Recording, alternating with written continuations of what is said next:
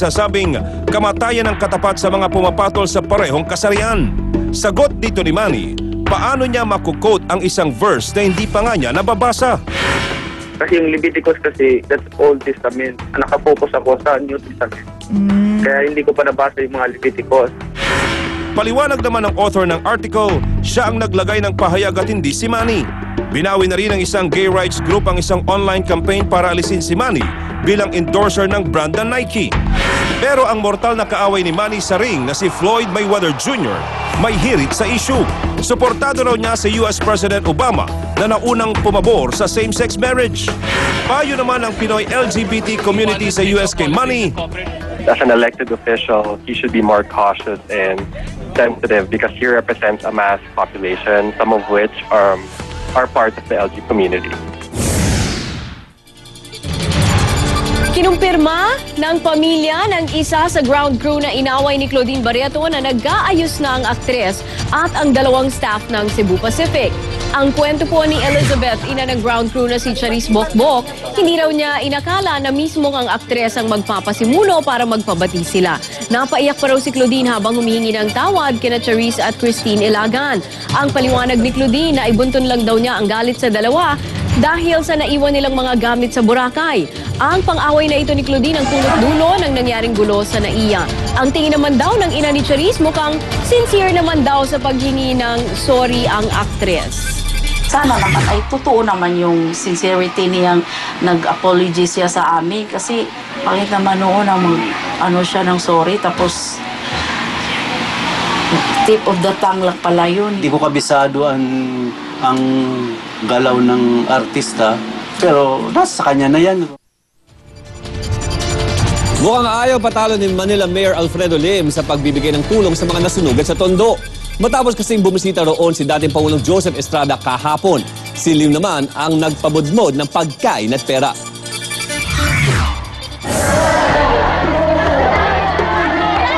Siksikan at tulakan ng eksena sa Delpan Sports Complex nang bisitahin ni dating Pangulong Joseph Estrada mga nasunugan sa Isla Puting Bato sa Tondo kahapon. Malaki itong kaibahan sa pagbisita doon kanina ng kanyang makakatapat sa darating na eleksyon na si Manila Mayor Alfredo Lim. Organisado at maayos ang pila habang namimigay si Lim at ilang negosyante ng pagkain at 100 pesos sa bawat nasunugan. Say ni Mayor Lim, ayaw na raw niyang patulan ang naging aksyon ni ERAP. Ayoko na mag-comment dyan Basta kami, inaayos namin. Pero ang ilang empleyado ng City Hall, di na iwasang magkomento sa umano'y maagang pangangampanya ni ERAP. Na inuuna pa yung pampulitikang interes nila kaysa matulungan nila yung mga tao dito. Ang kailangan ng tao dito, totoong tulong, hindi yung tulong-tulungan lang. Ngayong araw target tapusin ng DSWD Manila ang listahan ng mga nasunugan. Dito ibabase kung sino-sino ang makakasama sa relokasyon sa Bulacan. Kanina sinubukang balikan ng mga nasunugan ang kanilang mga bahay. Pero off-limit sila dahil pag-aari ito ng Philippine Ports Authority. Bilang protesta, naglagay na lang ng mga kartulina ang mga residente sa main gate papasok ng Manila North Harbor. Ina Zara, News 5. Sa ibang balita, maglalayag ang isang grupo ng mga Pinoy sa pangunguna ni dating Marine Captain Nicanor Faldon sa Scarborough Shoal.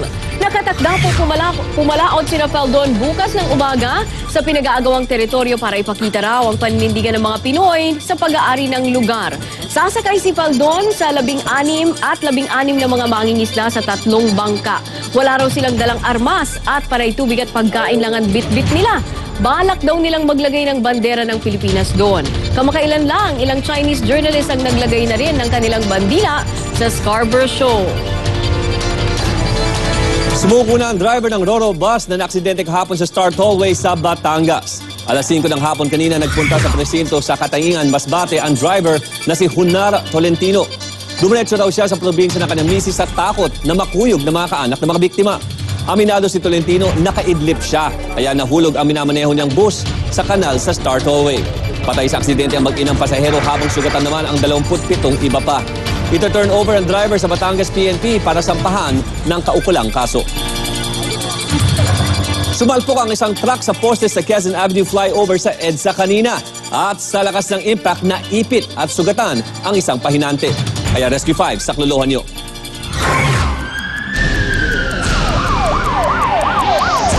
Hindi Namimilipit sa sakit ang pahinanteng si Aris Santos habang binibigyan ng first aid ng Rescue 5. Naipit si Santos sa 16-wheeler truck matapos itong sumalpok sa poste ng signage sa paanan ng EDSA Quezon Avenue flyover sa QC. Ano ba masakit sa'yo? Huwag mo pipiliting umalis, ha? Hindi ka nahihirapan huminga? Yung likid ko siya masakit. Bukod sa mga sugat sa braso at paa, posibleng may fracture sa ulo si Santos dahil sa pagdurugo ng kanyang tenga. Masigip. Wag po. Dahil yuping-yupi ang truck, nahirapan ang aming grupo na alisin sa pagkakaipit ang biktima. Kaya naman gumamit kami ng winch para hatakin at luwagan ang harapan ng truck. Hangon pare, hangon. Kaya mo yan. Maya-maya pa, dumating na ang MMDA Rescue. Ilang saglit pa. Alalay. Sige, pakiawat ka. Sige, sir. Nakaabang kami dito. Sige. Higa. Yung Lip. Swerte namang nakaligtas ang driver ng truck na si Crisanto Ocampo. Dinala sa East Avenue Medical Center si Santos habang nahaharap sa asunto ang driver ng truck. Jeff Caparas, Rescue 5. Uulitin po namin sa anumang insidente, tumawag agad sa Rescue 5 hotline sa numero 922-5155. Dalang Rescue 5 mula aksidente sa kalsada hanggang sa bahay mo. Aaksyonan, ora mismo. Sa showbiz, all out ang suporta ng mga Pinoy sa film Mexican na si Jessica Sanchez. Pero sapat na kaya ang naging performance niya para makapasok sa Grand Finals ng American Idol? Yan ang fighting spirit ng mga Pinoy fans si Jessica Sanchez. Dahil walang sariling TV, bumuo na lang ng viewing party ang mga dating OFW at kanilang mga kaanak sa Pasay kanina para i-cheer ang film Mexican contestant. Hindi siyempre nagpahuli mga residente ng Samal, Bataan, kung saan nanggaling ang lolo at lola ni Jessica. Kinanta ni Jessica ang My All ni Mariah Carey sa judges' pick. Ang I Don't Wanna Miss a Thing ng Aerosmith sa contestant's choice. I don't wanna miss a thing.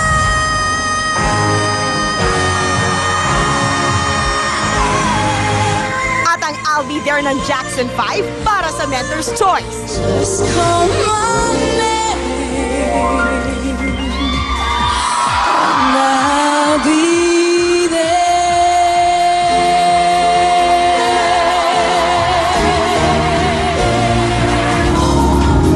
sabay pa sa pagkanta ang lola ni Jessica habang nanonood sa Samal.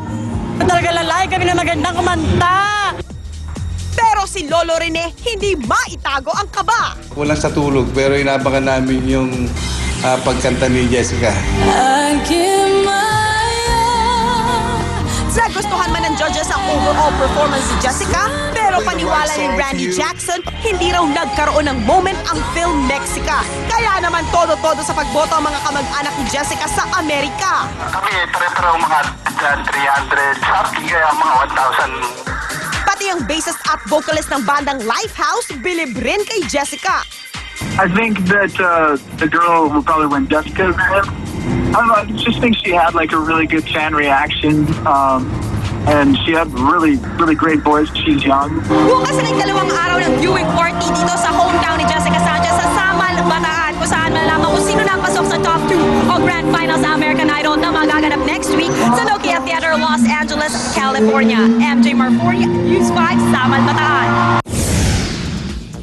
Around 9 a.m. bukas malalaman natin ang resulta niya, no? Top 2. Top 2. Sana makapasok talaga. Kung natatandaan natin, yesterday nga, di ba sinasabi niya na kinakabahan siya dahil may sore throat siya. At maraming pumuna rin na parang hindi siya masyado bumirit. Sabi nga ni Randy, wala siyang moment. Although, napakahalaga yung standing ovation ni Steven Tyler doon sa rendition ng sarili niyang kanta. Diba? Okay, ang iniwan nating tanong naman kanina, gaano karaming bigas at niyog ang ginamit para sa pinakamalaking bibingka o rice cake sa bansa? Ang sagot, letter C. 61 na sako at 13,000 na nyug. Amin yun at nang maluto po yan at mabuo, may sukat na yan na 50.5 feet sa diameter na pasok sa lapad ng isang basketball court. At ang kapal ng bibingka, 3 inches. Paano kaya niluto? Baka pinagkabit-kabit na ng ano. Paano kaya kinain? Pwedeng, yung kain madali yun. Sa bagay. Sugod, di ba? Susunod! Chief Justice Renato Corona, no retreat, no surrender. ang asta sa ikalawang anibersaryo niya bilang hepe ng Korte Suprema. Lady Gaga, ban na mag-perform sa Indonesia matapos ireklamo ng mga Muslim doon. Ang pagtatanghal niya dito sa Pilipinas, tinututulan din ng isang Christian group. Pinatubo Trek Adventure mag-drive sa maladisyetong trail gamit ang 4x4 at magtampisaw sa mga hot springs sa bunganga ng bulkan. Abangan yan sa pagbabalik ng Pilipinas News.